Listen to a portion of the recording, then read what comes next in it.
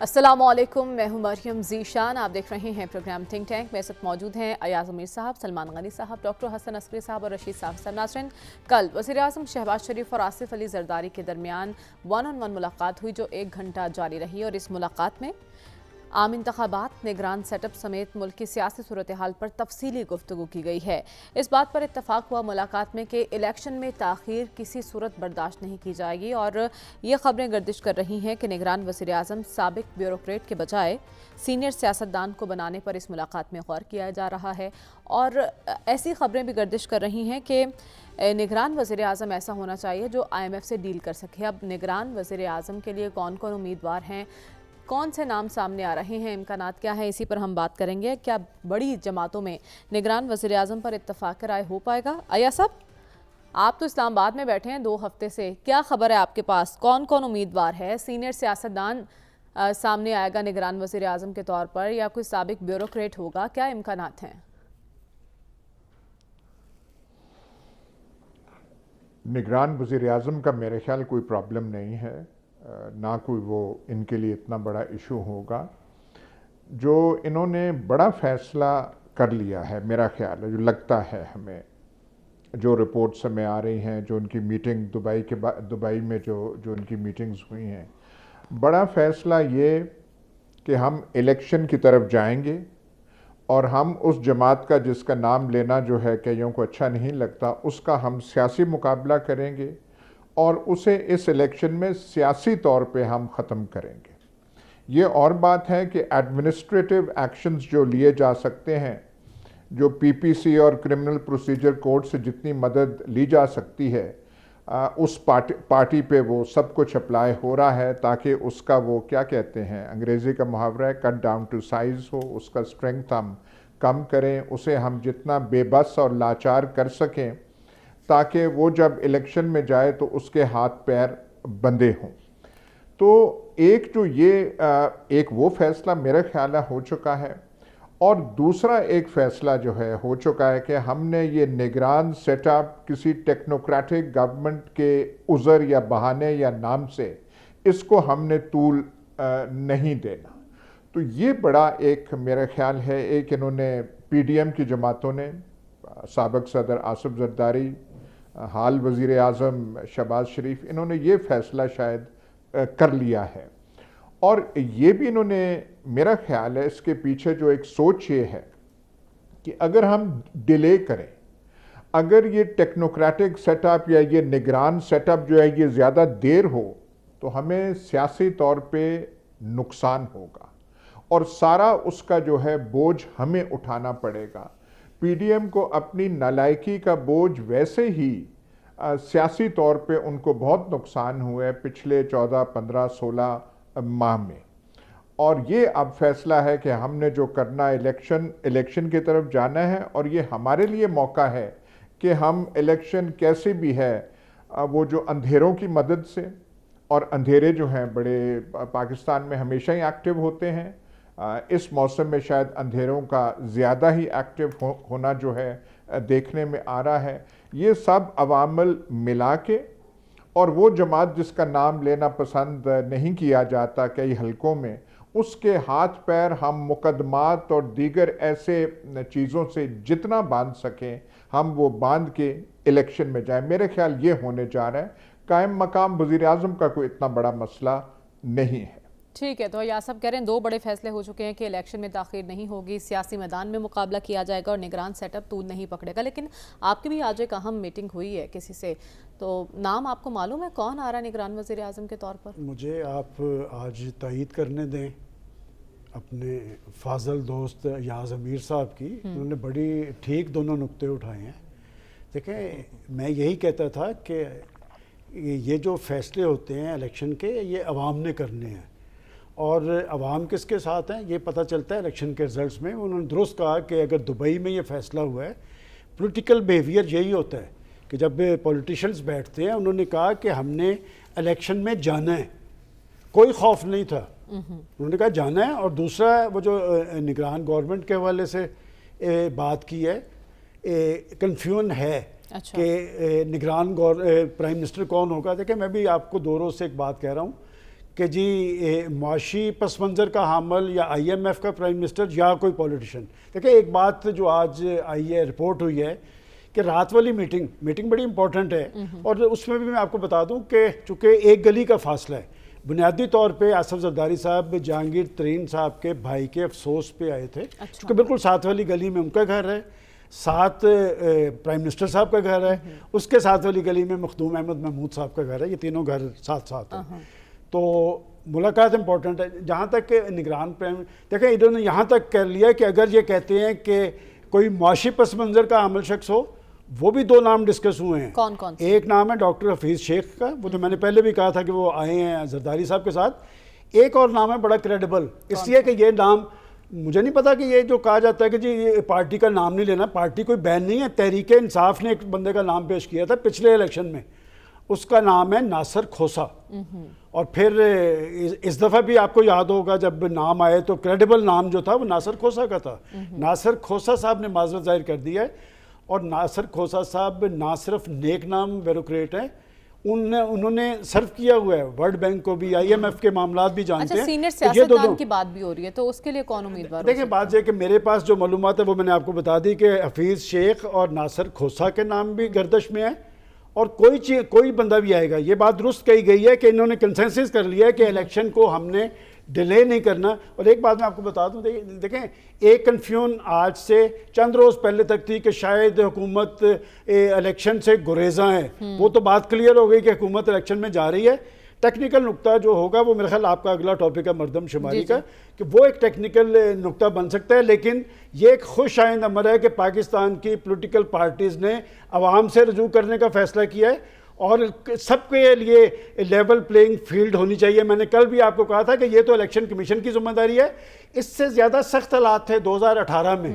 بات یہ کہ یہ کہا جائے کہ کٹ ڈاؤن ٹو سائز, انہوں نے تو جناب ان کی لیڈرشپ ہی اڑا کے رکھ دی تھی. لیکن کہ وہ جو جب میدان لگا ہوتا ہے نا, اگر یہ نواز شریف صاحب کو ڈسکوالیفائی کر دیا تھا تو نواز شریف صاحب کیا پاکستان کی سیاست میں میٹر نہیں کرتے؟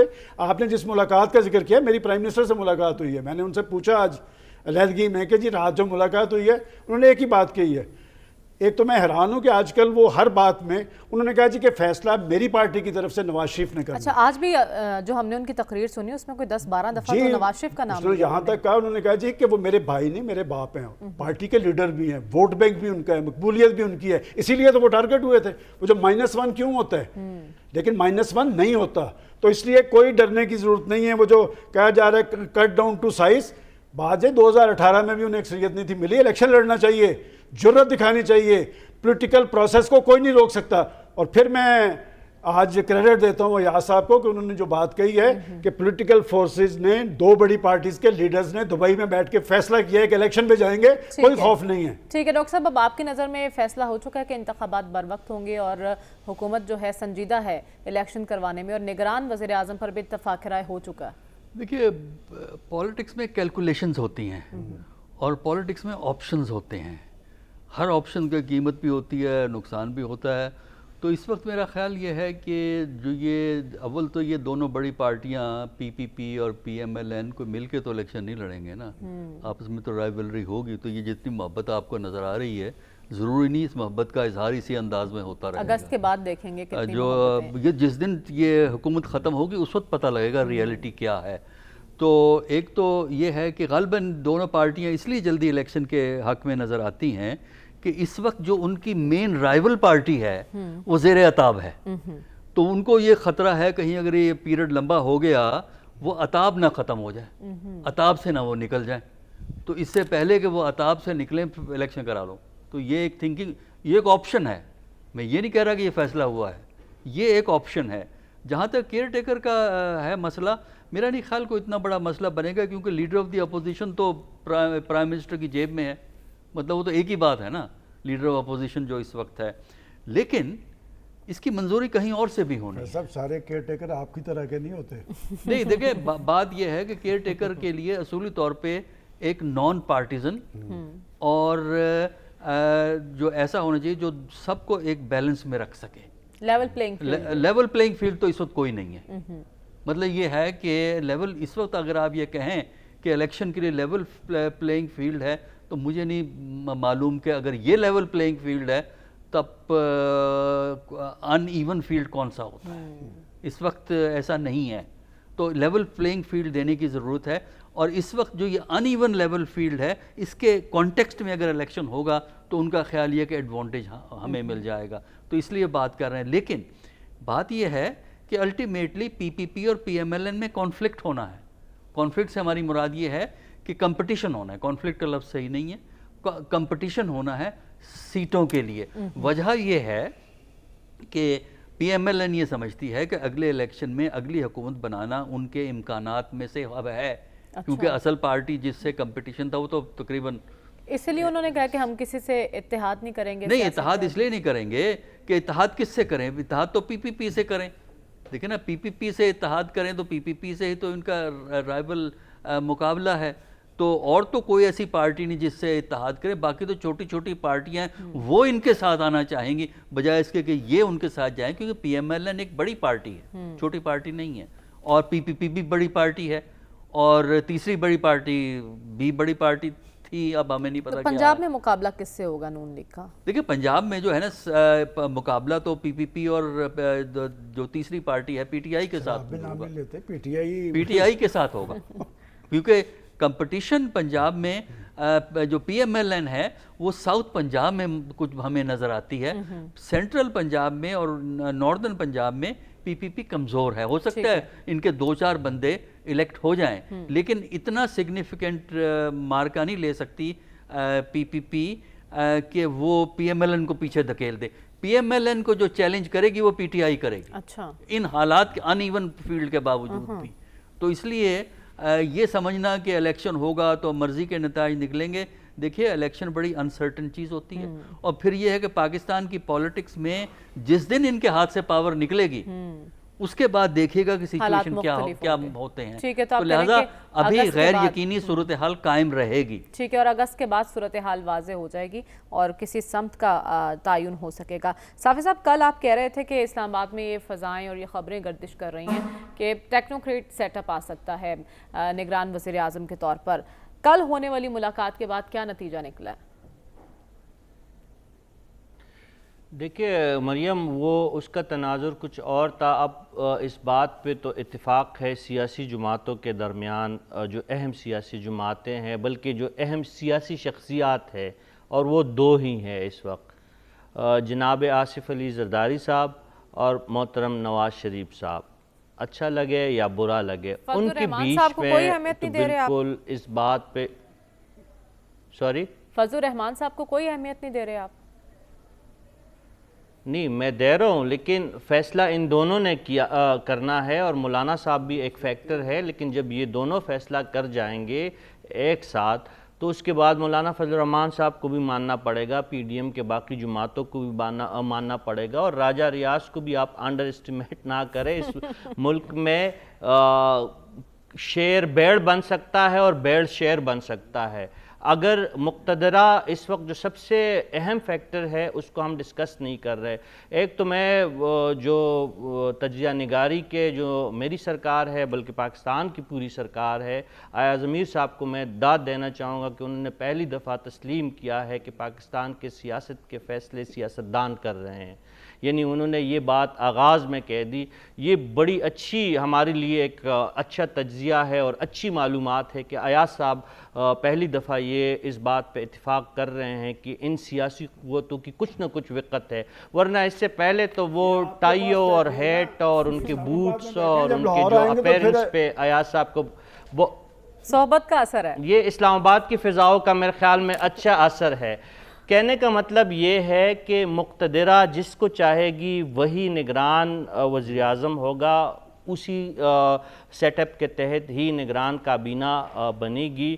اگر مقتدرہ نے یہ فیصلہ کیا ہو کہ الیکشن وقت پہ ہو تو پھر اس بات کی اہمیت زیادہ نہیں رہتی. وزیر اعظم ٹیکنوکریٹ بھی بن سکتا ہے, لیکن وہ ٹیکنوکریٹ چلے ہوئے کارتوس اس دفعہ وہ اپنی شیروانیوں کو اور اپنی اچکنوں کو سنبھال کے رکھے چلے ہوئے کارتوس نہیں ہوں گے.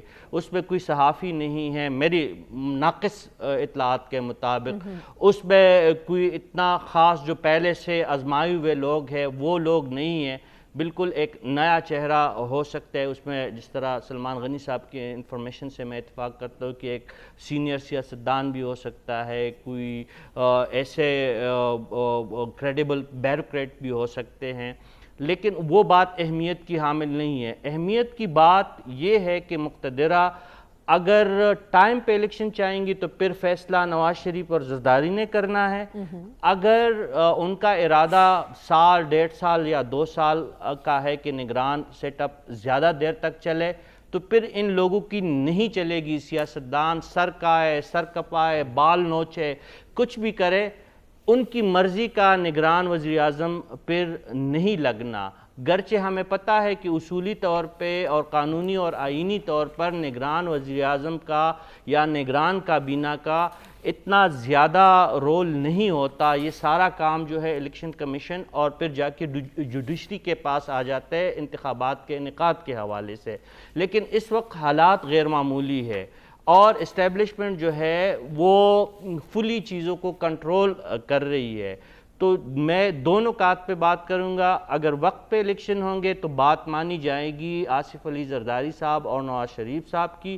اگر ارادہ ہے کچھ اور لمبی کچھ اننگز کھیلنے کی کوشش کی جائے گی تو پھر ان سیاسی جماعتوں کی نہیں مانی جائے گی اور ایسے لوگوں کو لایا جائے گا جو پنڈی کو اور اسٹیبلشمنٹ کو قابل قبول ہو, جو باقی ممالک ہے ان کو قابل قبول ہو. بہت سارے کام کرنے ہیں. اس وقت جو ہے ایران میں موجود ہے آرمی چیف صاحب.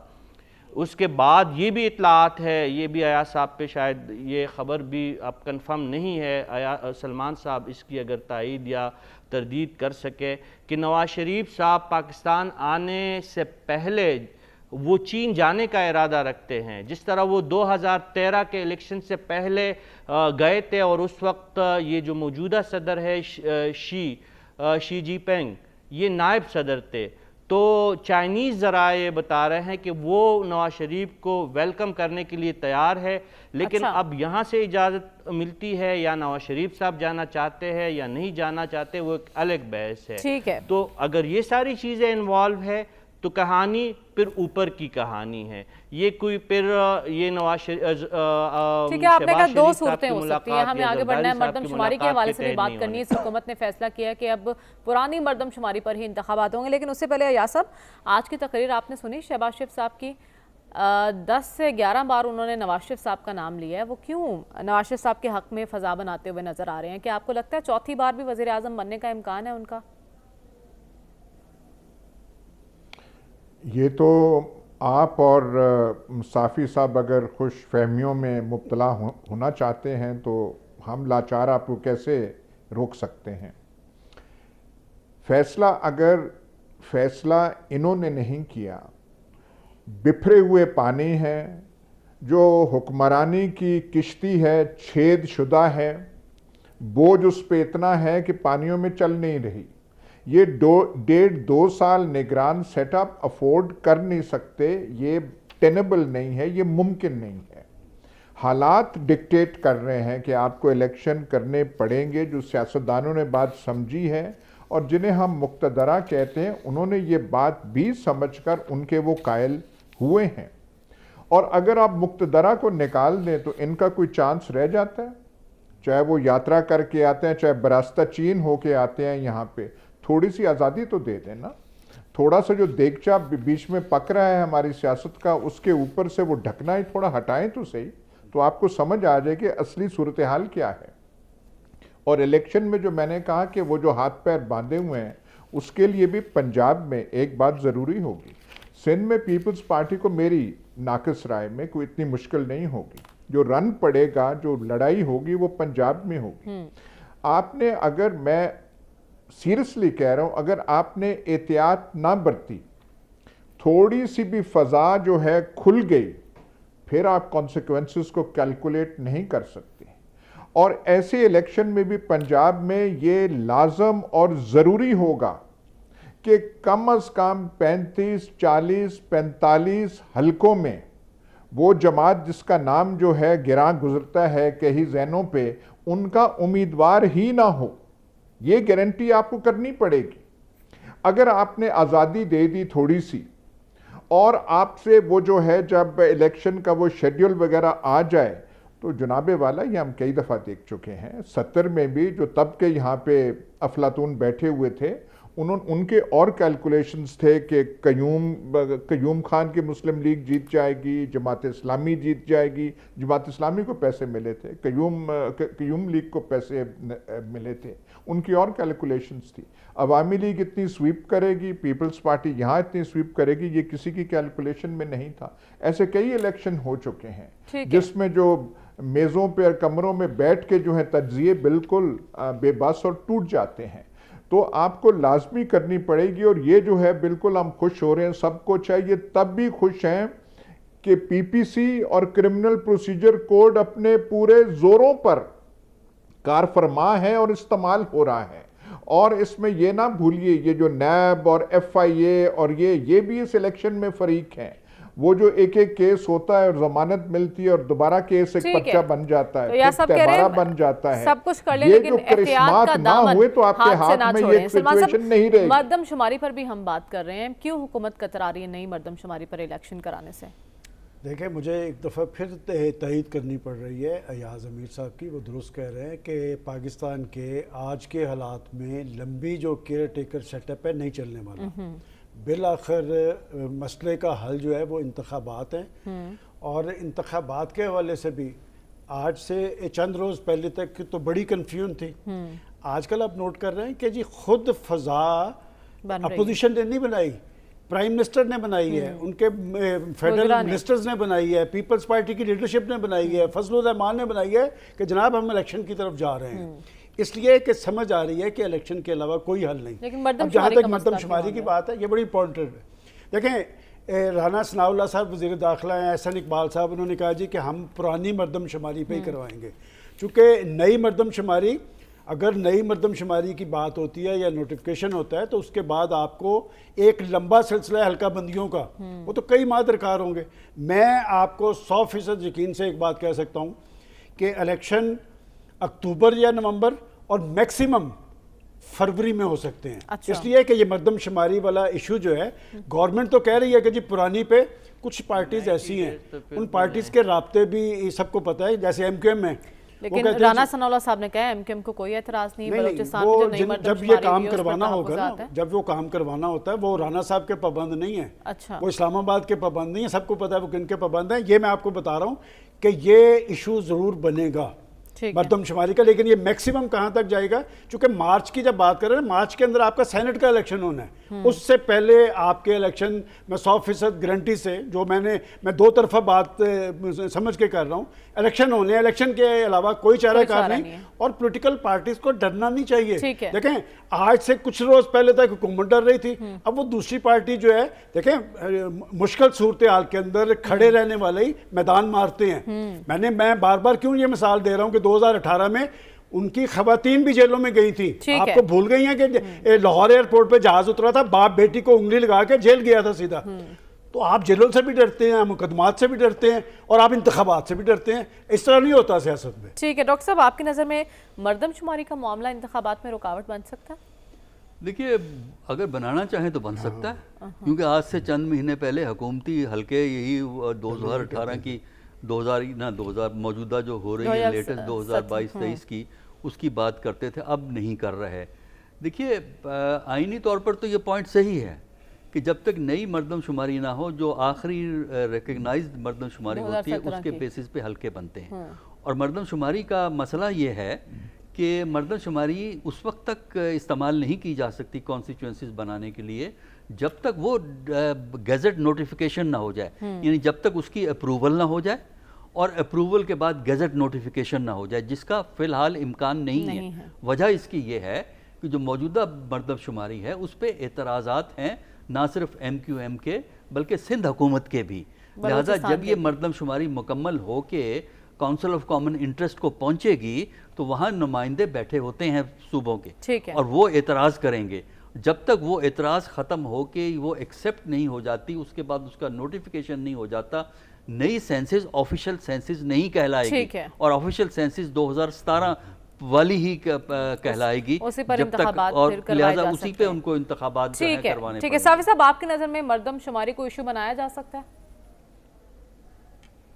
مردم شماری کا ایشو میں آپ کے پروگرام میں پہلے بھی کہہ چکا ہوں کہ ایک چھوٹا ایشو نہیں ہے، یہ صرف سندھ یا کراچی یا حیدرآباد جیسے شہروں کا مسئلہ نہیں ہے۔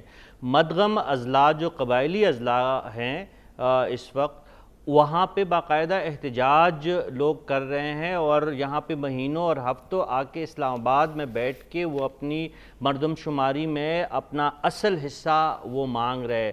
ڈیلیمیٹیشنز کے حوالے سے، حلقہ بندیوں کے حوالے سے نہ صرف کراچی میں مسئلہ ہے بلکہ خیبر پختونخوا میں مسئلہ ہے۔ اسی طرح پشتون آبادی یہ سمجھتی ہے کہ ان کی آبادی کو کم کاؤنٹ کیا گیا ہے، جس طرح مہاجر آبادی کی ایک سٹانس ہے۔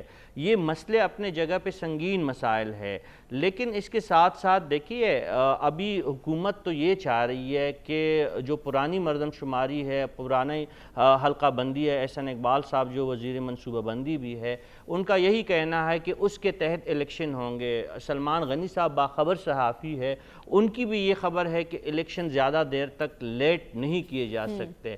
لیکن ہم یہ بھول رہے ہیں کہ وزیر اعظم صاحب نے یہ ضرور کہا ہے کہ یہ حکومت اپنے وقت پہ جائے گی، لیکن انہوں نے نئے انتخابات کے لیے کوئی تاریخ نہیں دی ہے۔ لیکن صاحب صاحب آج انہوں نے کہا ہے کہ حکومت مدت پوری کرنے سے پہلے بھی جا سکتی ہے، یعنی اس سے پہلے اسمبلی تحلیل کی جا سکتی ہے۔ جی میں تو یہی کہہ رہا ہوں کہ اگر پہلے بھی جائے تو 90 ڈیز ہو جائیں گے نا۔ اگر وقت پہ جائے گی 12-13 اگست کو جائیں گی تو اس کے بعد جو ہے پھر تو 60 ڈیز ہوں گے۔ اگر ایک دن پہلے بھی حکومت جاتی ہے پھر 90 ڈیز ہوں گے۔ تو اس میں تو نہ فروری فٹ آتا ہے نہ دسمبر فٹ آتا ہے، اس میں تو آپ کو پھر نومبر سے پہلے آپ نے الیکشن کروانے ہوں گے۔ اس حوالے سے تو آپ نے کوئی بات نہیں کی۔ اور دوسری بات ہم بھول رہے ہیں کہ یہ اختیار الیکشن کمیشن کو اب دیا گیا ہے۔ ٹھیک ہے، اور وزیر اعظم صاحب نے بھی بات ہم یہ مردم کہا شماری ہے کی کر رہے تھے اور آپ نے کہا تھا یہ ایک بڑا ایشو بن سکتا ہے کیونکہ یہ مسئلہ صرف سندھ کا نہیں ہے بلکہ خیبر پختونخوا کا بھی ہے۔ ہمیں پروگرام میں آگے بڑھنا اور بات کرنے پیٹرولیم مصنوعات کی قیمتوں میں کمی ہوئی ہے، کیا یہ عوام میں ریلیف کا باعث بن سکے گی؟ اس بریک کے بعد اسٹے ود اس۔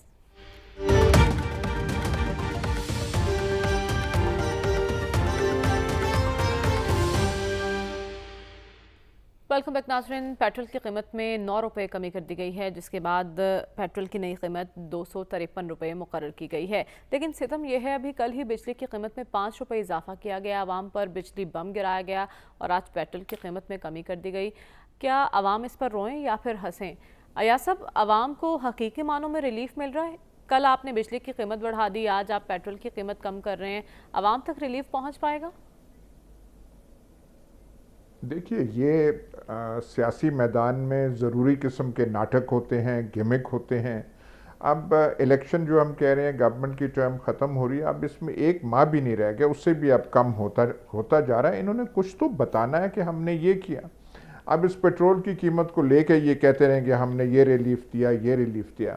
مہنگائی کی چکی میں عوام جو ہے پس چکی ہے، بے روزگاری انتہا پہ ہے اور ہمارے بہت مسائل ہیں، تو انہوں نے کچھ تو دکھانا ہے، کچھ تو کرنا ہے۔ اب وہ جو جماعت ہے جس کا نام لینا پسند نہیں آتا، اسے گالیاں آپ کتنا دیں گے؟ 15 ماہ تو آپ نے گزارا اس پہ کر دیا کہ انہوں نے کیا۔ ہر بیماری کی جڑ اور جو ہے اور وجہ وہ ہے۔ تو آپ نے الیکشن میں جائیں گے، جب آپ کہتے ہیں یہی موقع ہے ہمیں، پھر ہم اقتدار میں آئیں گے، تو کوئی نہ کوئی چورن تو آپ نے بیچنا ہے۔ اس چورن میں کر کے یہ پیٹرول کی ایک وہ قیمت کر دیں گے اور کوشش کریں گے کہ بجلی والا جو پڑے گی، وہ جو عوام کی وہ کمر پہ وہ پڑے گی، سر پہ پڑے گی، اس کو obscure اور چھپانے کی کوشش کریں۔ ٹھیک ہے، تو آپ کہہ رہے ہیں یہ سب کچھ سیاسی پوائنٹ سکورنگ کے لیے ہو رہا ہے۔ سلمان صاحب، آپ کی نظر میں عوام کے زخموں پر پہلے نمک چھڑک کر مرہم رکھنا، کیا یہ کھلا تضاد نہیں؟ دیکھیں، آپ نے کہا کہ پولیٹیکل پوائنٹ سکورنگ کے لیے کر رہے ہیں تو کر لیں پولیٹیکل پوائنٹس، لائیں نا اور ذرا نیچے۔ اور آج پرائم منسٹر صاحب نے جب اس کا ذکر کیا تو انہوں نے ساتھ وضاحت کی ہے کہ یہ جو ہم کمی لے کے آ رہے ہیں، یہ جو روپے کی قیمت میں اضافہ ہے اس کی وجہ سے ہے۔ دیکھیں، یہ معاملہ IMF کا ہے، بجلی، گیس اور پیٹرولیم، یہ ہم نے ان کو دے دیا ہے کہ ہم نے اس کو نہیں چھیڑنا، وہ جیسے کہیں گے۔ اور یہ معاہدہ کس نے کیا تھا، کیوں کر کیا تھا؟ میں کہتا ہوں چھوڑ دیں بجلی کو بھی، گیس کو بھی اور پیٹرول کو بھی. صرف غریب آدمی کی روٹی دال کا بندوبست کر دیں, اس کا چولہا جلتا رہنا چاہیے. اور جس جمہوریت کے اندر عام آدمی کا چولہا نہ جل رہا ہو تو پھر اس کا دل جل رہا ہوتا ہے. اب تو آٹا بھی مہنگا, چینی بھی میں اس لیے کہہ رہا ہوں کہ ان کی صرف روٹی دال کا بندوبست کر دیں. اگر آپ نے پوائنٹ سکورنگ کر دی ہے تو کرے, کہ یہ معاملہ یہاں رکنا نہیں چاہیے. آپ کو یاد ہے وہ بھی جب حکومت گرنے لگی تھی تو انہوں نے بھی بجلی معاہدہ انہوں نے توڑا تھا. تو یہ انہوں نے کہا کہ چونکہ ڈالر کی قیمت میں کمی ہوئی ہے, روپیہ اپ گریڈ ہوا ہے, تو اس وجہ سے تو آپ اور پولیٹیکل پوائنٹ سکورنگ کریں اور قیمت نیچے لے کے آئے, تب لوگوں کی روٹی روزی. ایک بات میں ضرور کہوں گا کہ ہمیشہ قیمتوں میں اضافہ جب ہوتا ہے, ان کا اضافہ ہوتا ہے تو عام اشیاء ضروریت کی قیمتوں میں اضافہ ہوتا ہے, لیکن جب کمی ہوتی ہے تو وہ قیمتیں کم نہیں ہوتی. اور کوئی پوچھنے والا نہیں ہے. لیکن کیا اس حکومت کے جانے سے پہلے پیٹرول کی قیمت مزید کم ہوگی؟ ڈاکٹر صاحب سے جانوں گی اس بریک کے بعد. اسٹے ود اس.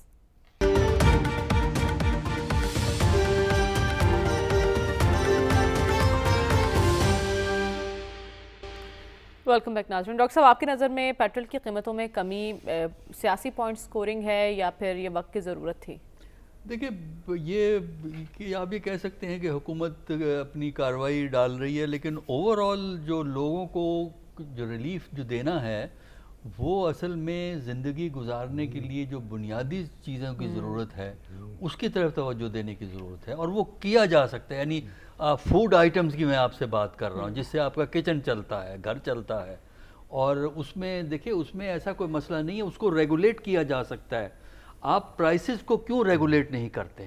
اس لیے کہ اگر چاہیں تو ڈسٹرکٹ ایڈمنسٹریشن کی مدد سے آپ پرائسز کو ریگولیٹ کر سکتے ہیں, لیکن اس کا فیصلہ اوپر ہونا ہوتا ہے, چیف منسٹر یا پرائم منسٹر کے لیول پہ فیصلہ ہوگا, تب جا کے یہ کام ہو سکتا ہے. لیکن پرابلم آپ کی یہ ہے کہ جن لوگوں کو آپ پکڑنا چاہیں گے, یعنی جو مڈل مین ہے, آڑتی ہے, بڑا دکاندار ہے, ایون عام شاپ کیپر پرائسز بڑھاتا ہے, یا کمپنیز ہیں جو ڈبے کا دودھ بیچتی ہیں, وہ کمپنیاں ہیں, یہ پیکج چیزیں جو بک رہی ہیں چیزیں, انہوں نے قیمت کوئی ان کو کھلی چھٹی ہے, اور یہی وہ ہیں جو ان کا ہماری حکومت کا سورس آف سپورٹ ہے.